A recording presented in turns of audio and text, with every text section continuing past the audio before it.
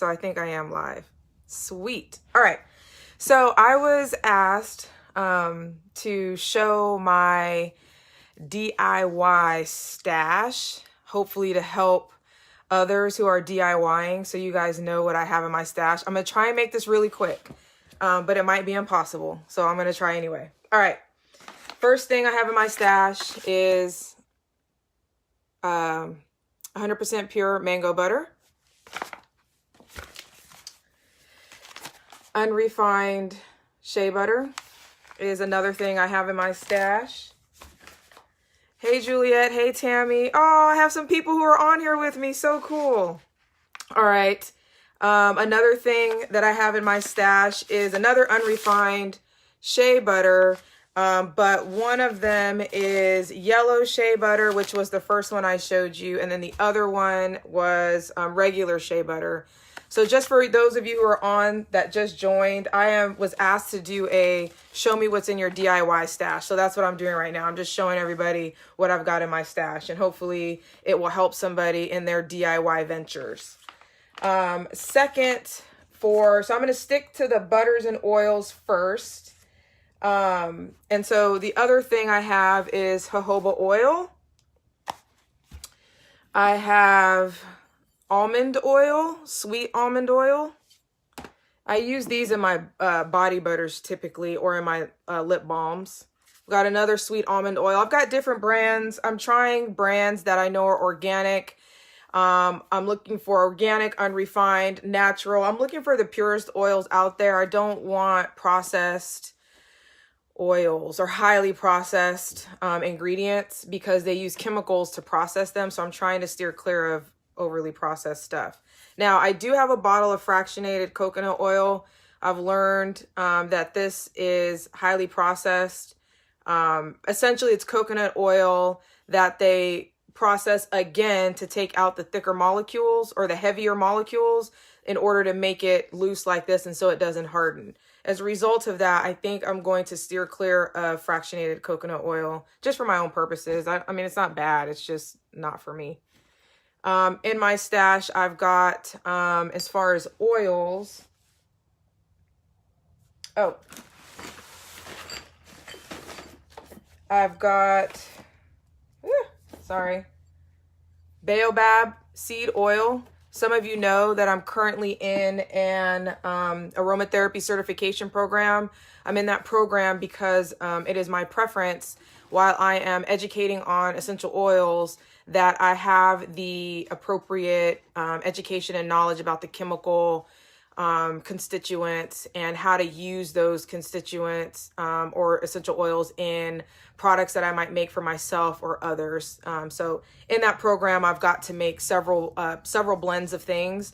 So that is what has gotten me into some other types of oils. So I've got avocado oil here as well. So I said baobab and avocado. Those were two that I purchased new as part of my program.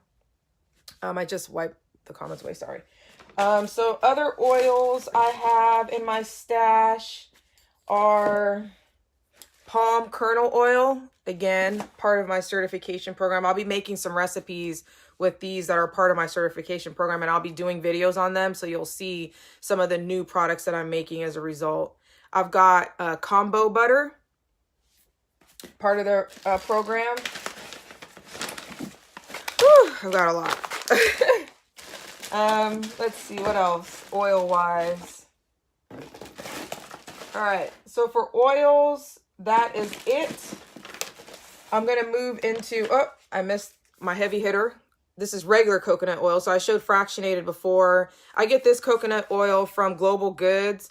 It is, of all the coconut oils I've used, I really love this coconut oil, and how they process the coconuts in order to acquire this oil. I'll have to share that with you in another video or another post. But of all the oils I've used, because I can track and see how they make this coconut oil, I love it. I'm going to keep with that brand. And that is it for oils. I'm going to now get into other ingredients. So I've got candelilla wax. I use this for my lip balms. It's vegan. It's the Candelilla is the closest to beeswax. So beeswax dries out my lips, so I can't use lip balms with beeswax in it. There are very few people who make beeswax or vegan lip balms, so I just make my own. It's easier.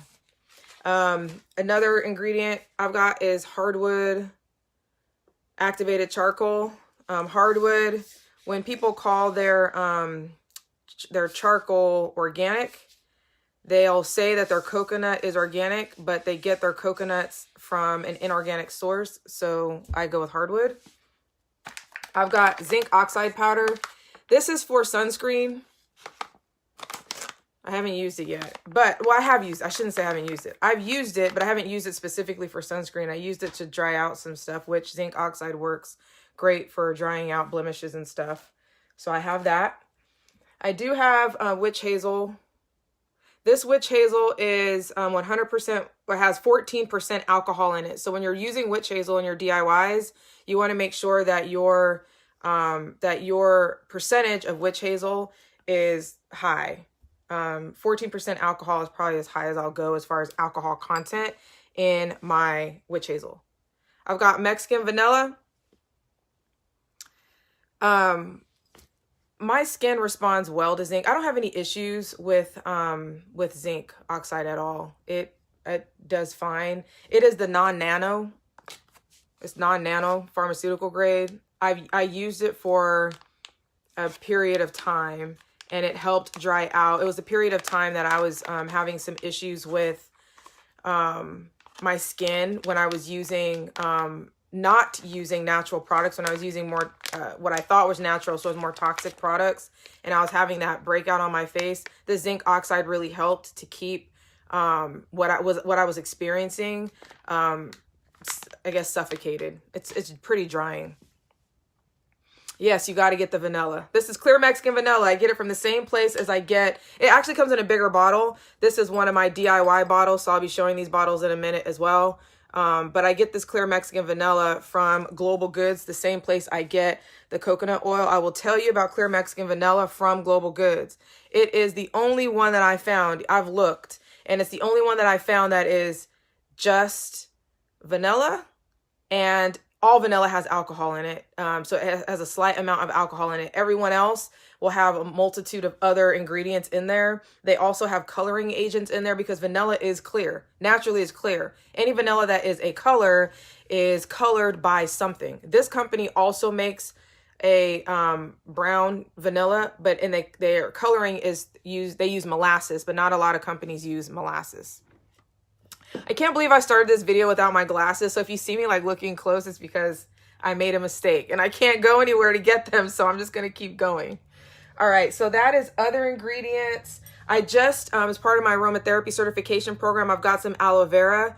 I'm loving the company that they're recommending we get some of these carrier oils and stuff from, because they are, the ingredients are great. So I was really excited about that. I didn't order any of their oils because nobody will match Young Living's essential oils. So I'll use my own essential oils while I'm making these ingredients. So hopefully, as I start doing my case studies, I can pick somebody I know to say to use as a case study, so that I know that I'm giving my ingredients of Young Living made product, Young Living essential oil infused products to somebody who will value and actually use them. The vanilla is for both. So the vanilla you can ingest, it's edible. I mean, it's a pure vanilla, and I also use it in my perfumes. So the vanilla can be used in perfume making, which I use in my perfume. It can be put into any other products. There is no such thing as a vanilla essential oil. They're using cold pressed vanilla. That's what it is. You press the bean, and that's how you extract the oil from the bean. Juliet, I am gonna pick you. Trust me, you know I'm going to the group. I'm picking you for sure. As one of my case studies. All right. So now I'm gonna get into, I think that's it for ingredients. If I get into other ingredients, then that's fine. But I think that's it for my, oh no, wait, sorry, one more thing. I got pink Himalayan salt. This is for, so I can use essential oils to create, for baths. The suggestion is to use pink Himalayan salt. Again, this is for my class. I know a lot of people use Epsom. I haven't gotten far enough into the curriculum to know why pink Himalayan is best. But once I learn that, I will be happy to share that with you. I do have beeswax. So I have beeswax pellets. There's nothing wrong with beeswax. I just don't use it for my lips. But beeswax is great when you're creating recipes and you want to harden it a little bit. You can also use candelilla wax, but beeswax is a great alternative. And lastly, cocoa butter. So let me tell you a story about cocoa butter. Cocoa butter. Oh my God. I had to buy this for my class, okay? But listen, my only experience with cocoa butter has been in Palmer's cocoa butter. I have not made a single thing with cocoa butter because I hate cocoa butter. I have been a victim of poor utilization of cocoa butter when it comes to Palmer's. And let me tell you why. I got this for my class and I really was not going to make a recipe with it in it. I said, you know what? I'm going to find something else. I'm not using cocoa butter. I can't do it. I get this cocoa butter for my class. It's pure cocoa butter and I literally want to eat it. Oh my God. I tried to, it smells so good. So, I have no idea what I'm going to make with cocoa butter. Well, I know what I'm going to make for my class with it, but I need more. I need more and I need to make something with this in it because holy smokes. And death to Palmer's, okay? Because I can't believe, woo, they almost ruined my entire life. I might have never experienced real cocoa butter had it not been for this class. So thanks to the class. All right. So some of the bottles, because I know that was one of the biggest things is bottles and what are you using? So I've got bottles that I use and that I put my products into. And I know this is loud. I probably should have opened this before I started. I apologize. But these are I make shave cream and I put them in these bottles. These are pumps and it's got a really wide straw, which is helpful to pump out thick liquid. So my DIY shave cream that I make that lathers is super thick. It's not thick the day you make it, but after it sits, it thickens, which is really nice. And so I have to use that thick pump for that. There are probably other products that I'll make that will be, that'll be thick as well that I'll need those pump bottles for, but I really love those pump bottles for that purpose. I have these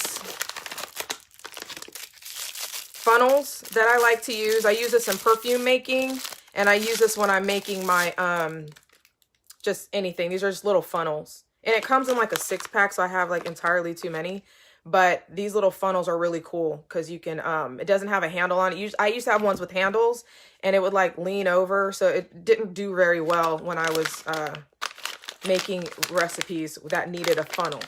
So those funnels are great. I've got this I use for double boiling. So I will, I have a regular pan and when I make my lip balms or anything I need to melt, there are going to be body butters that I have to melt for my aromatherapy program. So I'll use this as a double boiler. This hangs on one side of the pot and then this hangs on the other side. So it sits above the water. You'll see people who do double boiling, but they'll sit their pan in the water. That's okay if what you're making isn't meant to, if you potentially overheat or if it gets too hot and the constituents within whatever you're making are not necessary. Like my lip balm, I sat it in there because I didn't really care if, if I lost some of the nutrients in the shea butter or whatever. I didn't really care. But if I was making something for my skin to heal something or to help, with an issue I'm having, I would want this sitting above the water so that it's heating the pan, but it's not sitting in the water and like on top of the fire. Yes, a funnel. Okay. Oh, yes, Juliet. Are you come? You should come you should come at the end of the month. A couple people are coming out here. You should come and sit in the lab and we can start making stuff. All right. These are some older roller bottles I got. Let me tell you about these. I don't like them. Let me tell you why. I'm glad I have them so I can show you. These little guys, this little plastic on surrounding the roller ball, I ain't a fan. Let me tell you why. I made some perfume, and this might work okay for oils, maybe. I don't know. I made perfume with oils, and this ball kept continuously popped out because it was obviously degrading the plastic. I'm not a fan of these roller balls. What I am a fan of is Young Living's Fitment, whatever it's called, and using bottles that will accept that size fitment, because their roller ball, what encapsulates their roller ball is actually metal itself, so it holds it in there and it doesn't degrade the plastic. The plastic being degrading is an issue for me, because that just tells me that the plastic was leaching, because it's melting it, obviously. So I'm not a fan of these roller balls. I am one that has bought some things that I'll tell you I'm not a fan of, and it helps because then I can tell people what not to buy, and I can recommend what to buy as a result of, you know, some failures that I might have experienced. All right, these are my inhalers. If you're not familiar with inhalers, they are, you put oils on. There's these are cottony swabs. You put oils on them. It depends on what you're using the inhaler for. If you're using it for sinus issues, you know, you can put RC, or, you know, just an essential oil that's got something with eucalyptol in it. And these are not the plastic ones. I don't like plastic at all. So I don't use plastic very much. These are glass. You can probably not hear that. And you take this off. You put that cotton swab inside. You put this back on, and it has holes in the top, and you can inhale out of it. This is just the case for it. Now, the difference in the plastic inhalers is that the plastic ones have little holes at the bottom. So as you're, you know, inhaling or holding your nose and inhaling, air is passing through. You don't have that option with these. That's the only difference. So you're having to hold it away from your nose and inhale. And it's a little different, but I don't care because it's not, my oils aren't sitting in plastic. That's just me. All right. I have the Aromaglide Fitments. Sorry, this video is going way longer than I expected. You guys shouldn't have asked me to raid my DIY stash. These Fitments are what I was talking about. And you see that metal that encapsulates this is not, it's not going over. This ball is not coming out, so you won't lose your contents. These Fitments only fit on certain size bottles. That's the hard part. So you have to either use an old Young Living essential oil bottle, or you have to do your due diligence on Amazon and find a bottle. I've found some. They're not amber. They're clear, that work well with these Fitments, or work not well. They work with the Fitments, and but they're not clear. So if you want something clear, then you'll have, if you want something that's amber, then you'll have to keep looking. I haven't found any. I've got bottles like this to store. Like I made some room spray and I needed to store it, right? So I just use this to store the remainder of my room spray, and then I'll put it in my spray bottle. I have some, I don't cross-contaminate when I make DIYs. So I have specific utensils for my DIY that I keep separate out of my kitchen. So these are just silicone utensils. I have it's a box of 5 different sizes. I won't show all of them because I'm pretty sure that's boring. So I have that. I use this for my butters. I don't, like I said, I keep them all separate. What else? Oh, I have my own little hand mixer. I keep it separate from my kitchen. This is just one. That's like $10 on Amazon that I use to make butters or whatever I have to. Like when I do my whipped body butter, I use that for that, and that's separate. Hey, Maribel. All right, let's see what else. I know I have something else. Oh, lip balm. Lip balm containers. How you use your lip balm container. So you sit your lip balm little things underneath here and it sets up and the lip balm things hang down here. You sit it on your counter and then you fill your liquid from the top and it fills your lip balm containers. I didn't always have that, but I have it now. I love these for little small body butters you can keep in your purse. These are glass and you can keep them in your purse. That's some other stuff I have. Last thing I think is last. Oh no, a couple other things. Minerals. I like minerals. So I have this. This is another ingredient that I have. I make a spray. I boil some water, drop some of this in there, shake it up, and then I put it in a spray bottle. The spray bottle that I use is just a small one. So I put some in a storage bottle, but I keep these little spray bottles on the side of my husband and I on the side. Not this one. That's not the right one. This is a different one. I'll go over this in a second. Maybe I use all my little spray bottles. Anyway, they're little spray bottles that look very similar to this.